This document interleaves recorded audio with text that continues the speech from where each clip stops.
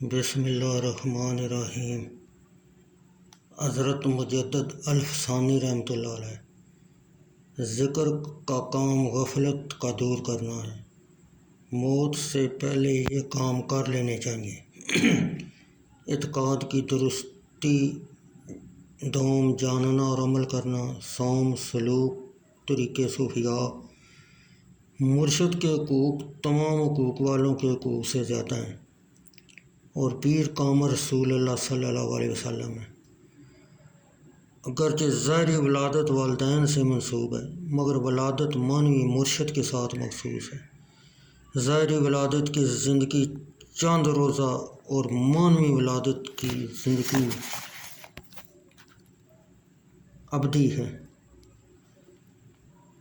اگر دو چیزوں میں خرابی نہ ہو تو پھر غم نہیں۔ اول حضور صلی اللہ علیہ وسلم کی پیروی، دوم اپنے شیخ کی محبت اور اخلاص۔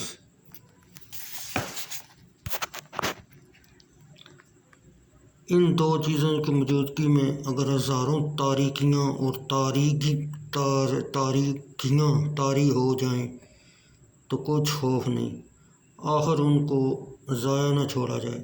اگر خدا نخواستہ ان دو میں سے کسی ایک میں نقصان آ گیا تو خرابی پر خرابی ہے۔ طریق صوفیاء در حقیقت علوم شرعیہ کا خادم ہے۔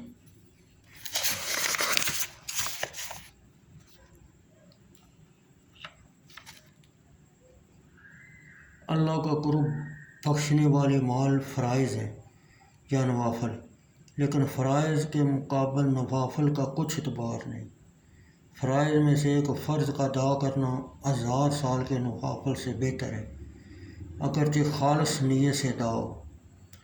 متکبروں کے ساتھ تکبر کرنا صدقہ ہے۔ احسان ہر جگہ بہتر ہے، مگر ہمسائے کے ساتھ بہترین ہے۔ صفات عین ذات ہیں، بلکہ ان کا رشتہ وہی ہے جو نقش اور نقاش، کلام اور متکلم اور نغمہ مستی کا ہے۔ بچوں کا پیار ہونا اللہ تعالیٰ کی رحمت کا نشان ہے۔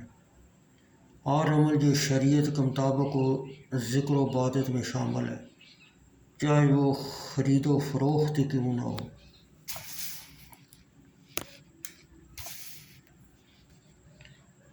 ہم خدا کو نہ آنکھ سے دیکھ سکتے ہیں نہ کشف سے، اس سے متعلق واحد ذریعہ الہام ہے۔ مومن ہو یا کافر، کسی کی دل آزاری نہ کرو، کیونکہ کفر کے بعد یہی سب سے بڑا گناہ ہے۔ حادثات دنیا کی تلخی کڑوی دوا کی مثل ہے۔ کلام کی آفت طوالت اور کام کی آفت فراغت ہے۔ عورت کی نامحرم سے نرم لہجے میں گفتگو بھی داخلی بدکاری ہے۔ سب سے زیادہ عذاب عالم بے عمل پر ہوگا۔ شریعت کے 3 جز ہیں، علم، عمل اور اخلاص۔ ان کا اصول اللہ تعالیٰ کی رضا کا اصول ہے۔ ندامت بعد از گناہ بھی داخل توبہ ہے۔